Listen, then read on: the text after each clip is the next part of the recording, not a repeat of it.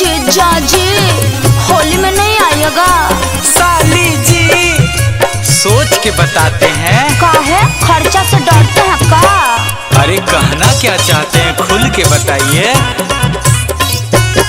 काहे खर्चा से डरते हैं हमारा जीजा जी?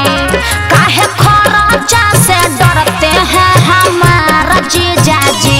अब की होलिया में आइए ससुराल जीजा जी, तो अब की होलिया में आइए ससुराल जीजा जी। हम तैयार के लिए हैं तैयार साली जी। आइए ना। हम तैयार के लिए हैं तैयार साली जी। हाँ। अब की होली में रंगेंगे साला बार साली जी। अब की होली में रंगेंगे साला बार साली जी। अरे जीजा जी आप तो आ गए, हम तो सोचे थे आप नहीं आइएगा। अरे साली बुलाए और जीजा ना आए, ऐसा हो सकता है होली में?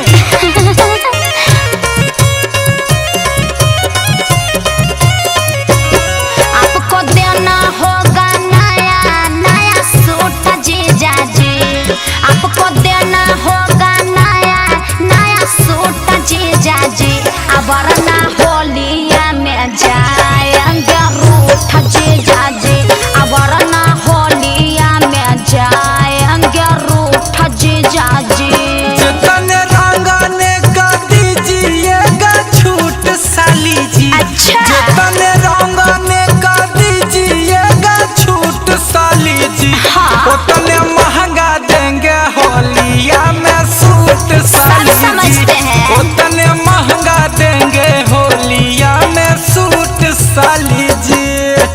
अरे अरे अरे जीजा जी ये कहाँ डाल रहे हैं? अरे तो किधर डाले, रंग लगाना है, आप ही बताइए किधर लगाएं। बाबू जी सब समझते हैं क्या करना चाहते हैं आप।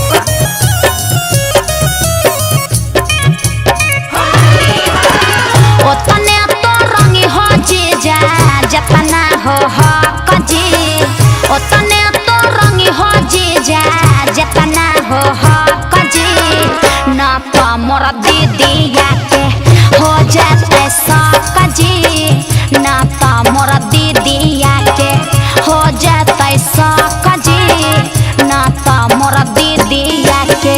साली पे जीजा जी के अच्छा। हो वो है अधिकार है। साली पे जीजा जी के हो वो है अधिकार है। हाँ। तोरे पे आशा है जबले ओहो। रहबो कुंवार है। तोरे पे आशा है जबले रहबो कुंवार है। तोरे पे आशा है जबले।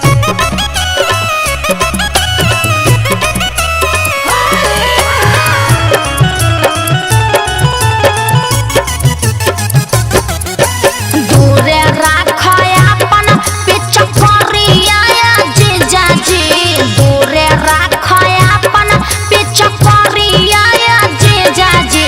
घोसल चाहे रंगावा भितरिया जीजा जी, आ घोसल चाहे रंगावा भितरिया जीजा जी।